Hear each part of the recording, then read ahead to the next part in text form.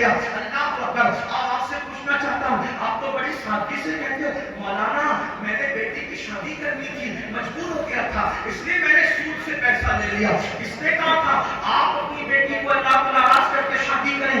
آقا, میرے آقا اور آپ سب کے آقا, اتنے مالدار آقا, اگر اپنی بیٹی کی شادی اتنی سادگی سے کرتے ہیں کہ ایک چادر لاتے ہیں. توجہ کریں, میرے آقا نے جب اپنی شہزادی شہزادی کونین ملکہ فردوس بری سیدہ فاطمہ الزہرا کی جب شادی کی مولا علی کے ساتھ نکاح کیا تو ایک چادر ان کے سر پہ ڈالی.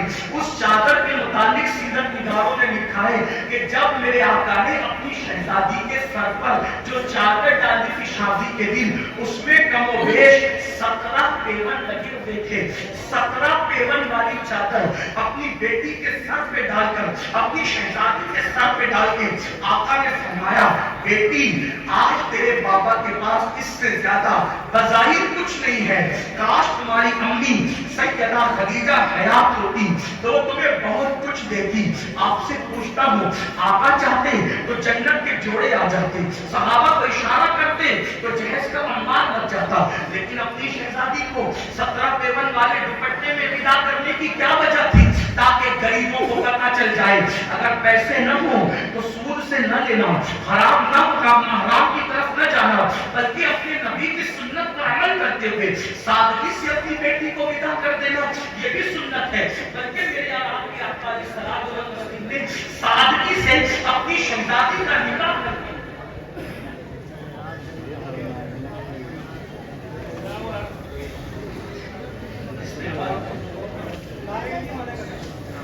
حضرت کا استعمال نعرے تکبیر,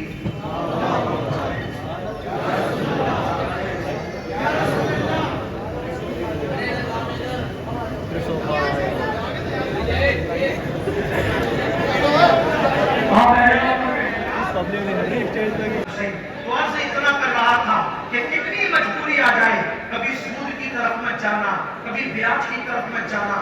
اللہ کے رسول علیہ السلام فرماتے ہیں لینے والا, دینے والا, گواہ بننے والا, لکھنے والا, سب کا ایک ہی گناہ ہے, سب ایک ہی حکم میں ہے. اور آخری بات, 2 جملے اللہ کے حبیب علیہ الصلوۃ والتسلیم نے فرمایا جو سود لیتے دیتے ہیں ان کے ساتھ اللہ نے اعلان جنگ کیا ہے, اللہ جنگ کا اعلان کرتا ہے. آپ سے پوچھنا چاہتا ہوں کہ ہم کسی دنیا کے لیڈر سے جنگ کریں تو کیا جیت سکتے ہیں؟ محلے کے کارپوریٹر سے جھگڑا کریں تو کیا جیت سکتے ہیں؟ مجھے بتاؤ, جب دنیا کے معمولی انسان سے ہم جیت نہیں سکتے تو سود کا دھندا کرنے والے اور سود کو پروموٹ کرنے والے اور سود کو فروغ دینے والے ان سے اللہ اعلان جنگ کر رہا ہے.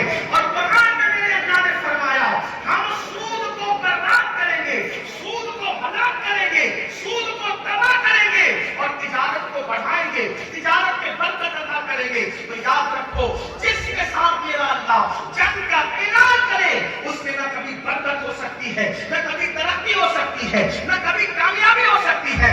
اس لیے آج ہی سود سے توبہ کر لو. جو بندے آج تک اس میں مبتلا رہے سچے دل سے توبہ کر لو, اس لیے کہ جب کوئی بندہ توبہ کرتا ہے تو اللہ رب العزت توبہ کرنے والوں کی توبہ کو قبول کرتا ہے. گناہ سے توبہ کرنے والا ایسا ہے جیسے اس نے گناہ کیا ہی نہیں. میں اپنی گفتگو کو انہی جملوں کے ساتھ, اگر میری گفتگو کے درمیان کوئی غلطی ہوگی تو اللہ تعالیٰ معاف فرمائے. استغفر اللہ ربی من کل ذنب و اتوب الیہ. اور میں